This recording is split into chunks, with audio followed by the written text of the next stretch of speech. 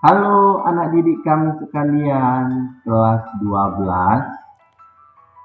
Salam jumpa kembali di dalam pendidikan agama Katolik dan Budi Pekerti bersama saya Bapak Irfan Arfandi Sitohang AG.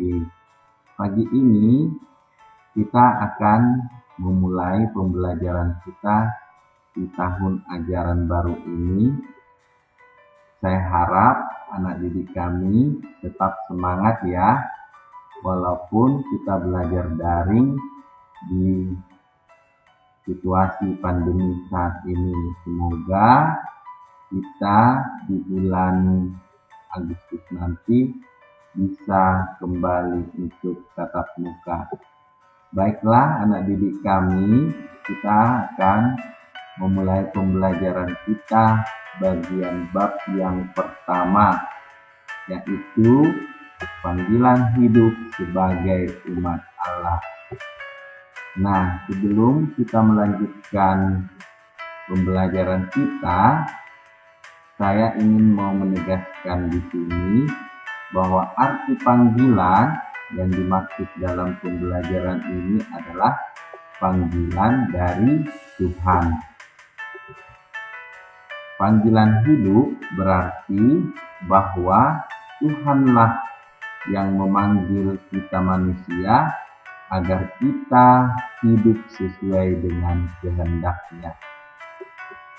Nah, jadi ada dua panggilan hidup, yaitu panggilan hidup religius atau sering juga disebut panggilan hidup khusus atau panggilan hidup celibat atau tidak menikah, dan panggilan awam atau panggilan umum atau panggilan untuk berkeluarga atau menikah.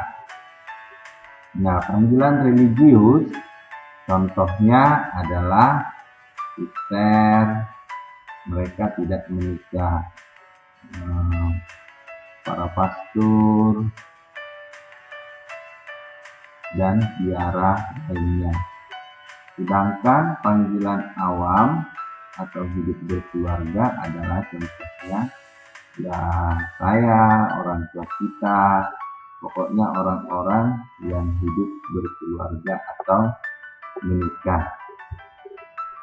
Nah, jadi antara hidup celibat dengan hidup menikah atau berkeluarga sama martabatnya di hadapan Tuhan, hanya beda fungsinya saja. Nah, jadi kamu sebagai umat Katolik bebas memilih apakah kamu ingin hidup celibat nantinya, mana tahu ada yang ingin menjadi pastor, romo, atau bagi yang perempuan ada yang ingin menjadi suster, ya boleh-boleh saja. Nah, atau kamu juga ingin hidup berkeluarga atau menikah. Saya menikahlah Pak, oke silahkan. Jadi kamu bebas memilih dari dua panggilan itu, pilihlah salah satu. Ya. Nah, kalau kamu sudah hidup celibat, berarti tidak boleh menikah lagi. Kalau kamu sudah hidup menikah atau berkeluarga, maka tidak boleh hidup celibat lagi. Oke ya. Nah, sekarang pikir-pikir, tentukan kamu sudah kelas 12, tamat SMA, mau kemana? Apakah ingin hidup celibat, ataukah menikah, atau persiapan untuk menikah, pendidikan, kuliah, dan sebagainya. Oke, itu PR-mu. Nah, jadi itulah sekilas tentang panggilan hidup manusia. Nah, sekarang kita kembali ke bab yang pertama, panggilan hidup sebagai umat Allah. Nah, di dalam bab yang pertama ini dibagi menjadi 6 subbab. Bagian A, makna hidup manusia. Bagian B, panggilan hidup berkeluarga. Bagian C, perkawinan dalam tradisi Katolik. Bagian D, tantangan dan peluang untuk membangun keluarga yang dicita-citakan. Bagian E, panggilan hidup membiara. Bagian F, panggilan karya atau profesi. Nah, pagi ini kita tidak membahas ke-6 subbab itu terlalu banyak ya. Nah, kita akan membahas satu persatu yang diawali dengan bagian A, makna hidup manusia. Inilah yang akan kita dalami hari ini. Bagaimana anak didik kami, masih semangat? Itu masih semangat ya. Oke, kita lanjutkan. Nah, di dalam tujuan kita mempelajari ini, makna hidup manusia ini, diharapkan kamu mampu menemukan dan menjelaskan makna hidupmu, dan kamu dapat menjelaskan makna hidup manusia menurut ajaran kitab suci. Nah, lebih spesifiknya nanti kita akan membaca Injil Matius bab 5 ayat 1 sampai dengan ayat 12. Baiklah, kita akan memulai bagian A, makna hidup manusia. Nah, sebelum kita memulai, saya ingin mengajak kamu refleksi. Nah, kalau ditanya atau kalau kamu renungkan, itu apa sih kamu hidup di dunia ini? Ayo coba renungkan atau coba refleksikan. Untuk apa kamu hidup di dunia ini? Atau untuk apa kita hidup di dunia ini? Oke, hasil refleksimu bisa kamu tuliskan, nanti kirimkan di Google Classroom ya. Baik, kita lanjutkan. Sebelum kita lanjutkan, saya ingin mengajak anak didik kami ingin bernyanyi salah satu lagu motivasi yang sangat menyentuh.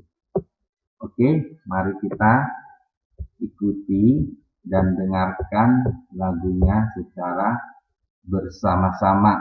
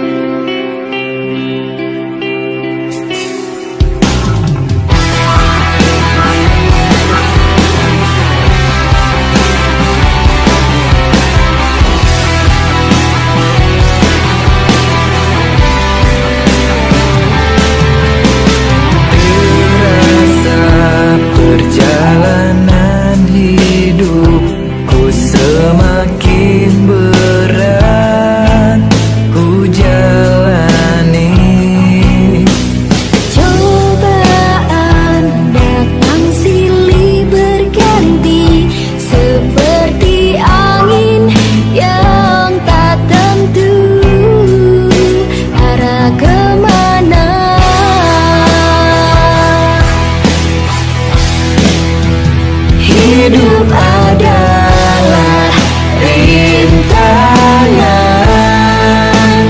hidup adalah pengorbanan.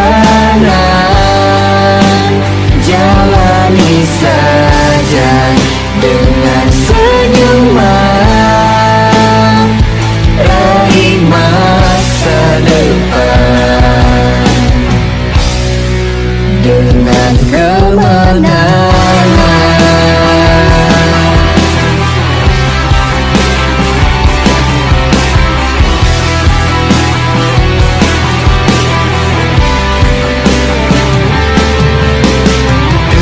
Terasa perjalanan hidupku semakin berat ku jalani.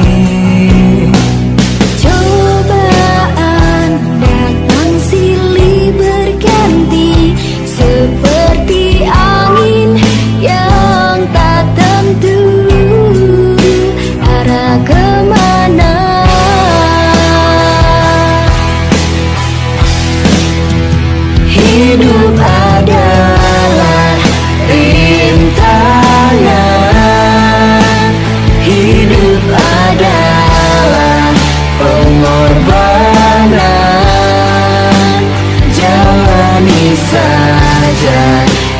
dengan senyuman,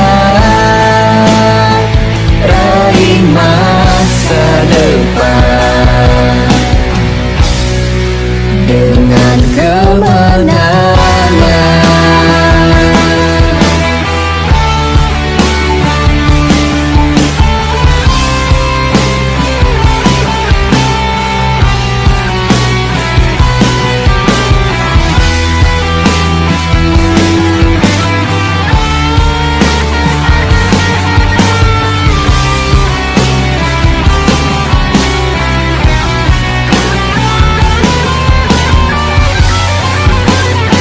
Hidup adalah rintangan, hidup adalah pengorbanan. Jalani saja dengan senyuman, raih masa depan. Hidup adalah rintangan, hidup adalah pengorbanan. Jalani saja dengan senyuman, raih masa depan dengan kemenangan.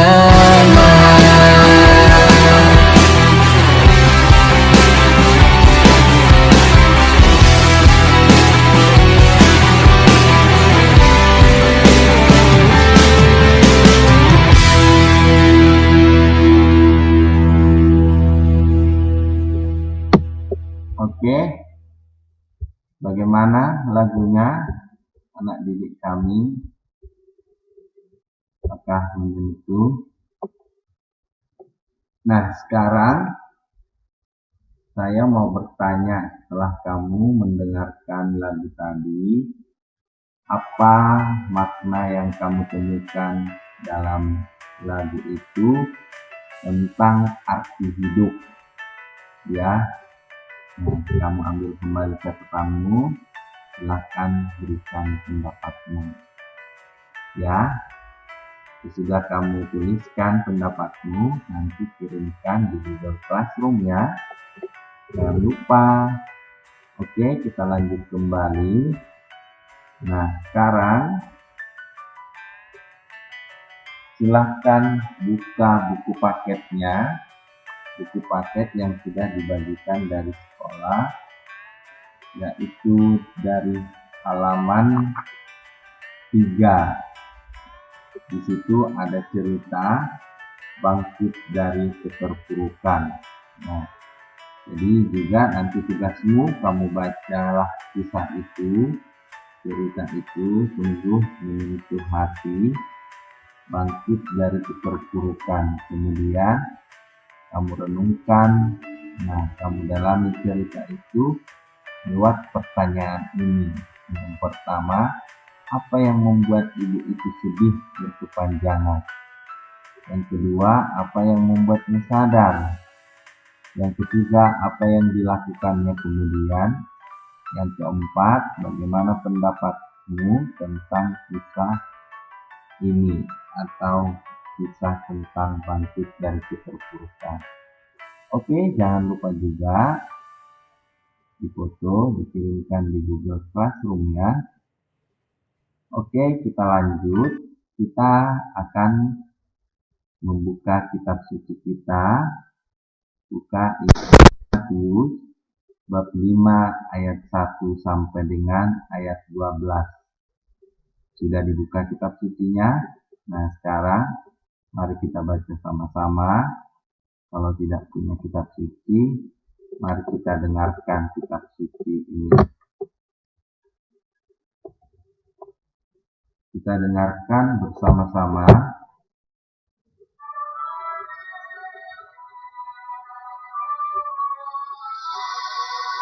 Ketika Yesus melihat orang banyak itu, naiklah ia ke atas bukit, dan setelah ia duduk, datanglah murid-muridnya kepadanya.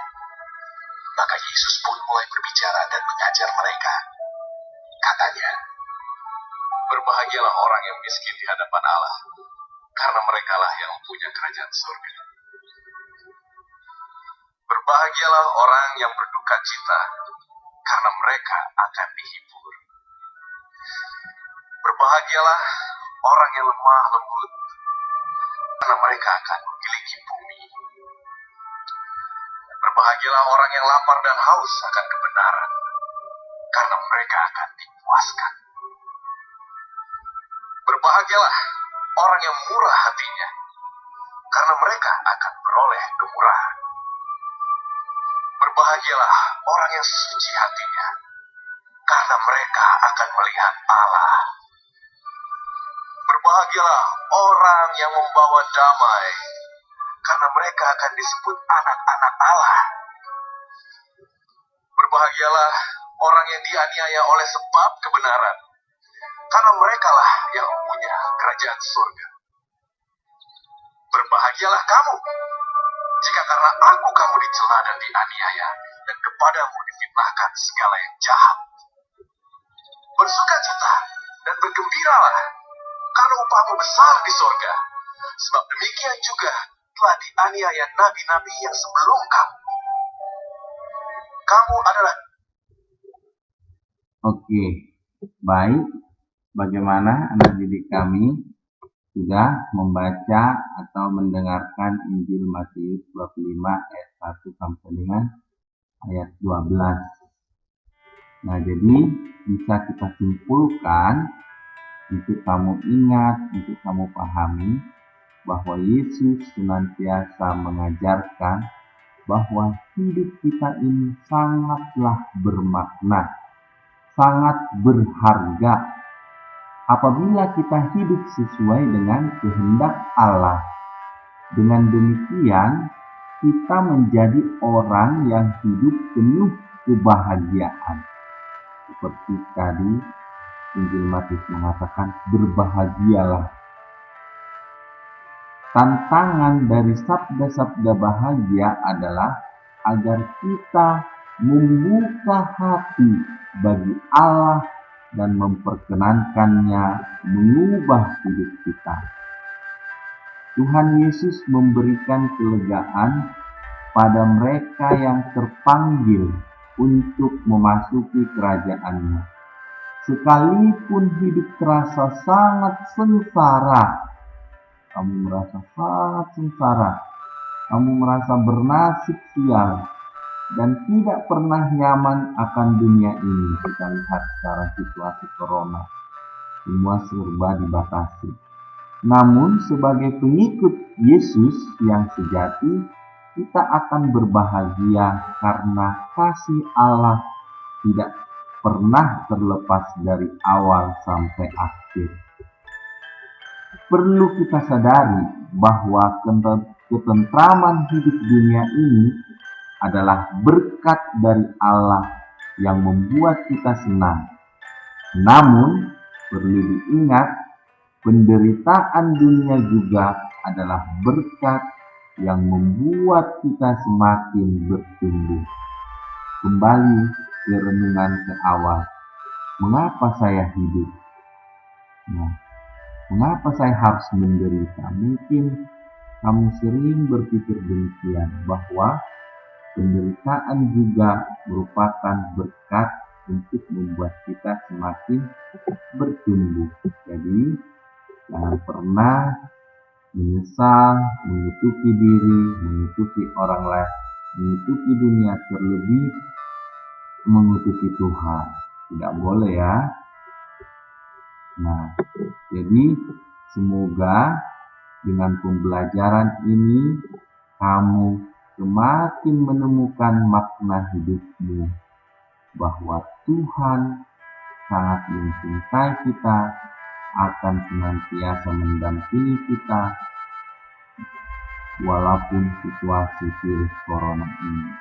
Maka kita harus senantiasa bersyukur, memaknai hidup kita lakukan hal-hal yang positif, yang bermanfaat buat orang lain. Semoga di pembelajaran ini kamu semakin menemukan makna hidupmu yang sesungguhnya, sehingga kamu memperoleh kebahagiaan yang dijanjikan oleh Tuhan. Amin. Oke, nah di akhir pembelajaran kita, saya selalu memberikan tugas. Nah, tugas ini bertujuan untuk penilaian saya apakah kamu menyimak atau mengikuti pembelajaran yang saya berikan. Nah, ada 4 tugas. Yang pertama, apa artinya bahwa hidup manusia itu berharga? Coba kamu paparkan. Yang kedua, bagaimana sikap tindakan manusia dalam memperjuangkan hidupnya sebagai sesuatu yang sangat berharga.